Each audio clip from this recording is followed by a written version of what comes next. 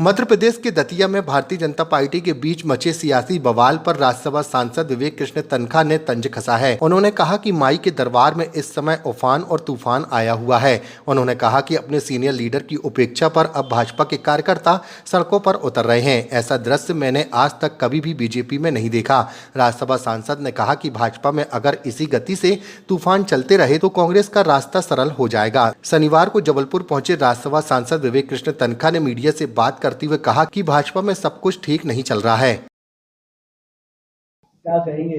देखिए, माई के दरबार में इस वक्त उफान कहिए तूफान बोलिए आया हुआ है। एक बीजेपी के बहुत सीनियर लीडर की अनदेखी हुई है और उसको लेके बीजेपी के लोग सड़क पे आ गए हैं, चक्काजाम कर रहे हैं। ऐसा दृश्य मैंने पहले बीजेपी में देखा नहीं था कभी। चिंता की बात है। तो मुझे तो लगता है कि ये जिस प्रकार से बीजेपी का अपना आंतरिक प्रशासन है, क्योंकि ये हमारी पार्टी की बात नहीं है, इसमें बहुत ज्यादा हम इसमें कोई टिप्पणी नहीं कर सकते, बट जो चीज हम देख रहे हैं इससे बीजेपी को खुद चिंता होना चाहिए कि 28 बहुत दूर नहीं है और ये तूफान की गति अगर चलती रही तो आप हो सकता है कांग्रेस का रास्ता बहुत सरल कर देंगे। बीजेपी कार्यालय में बंधक भी बनाने का आरोप है दतिया में।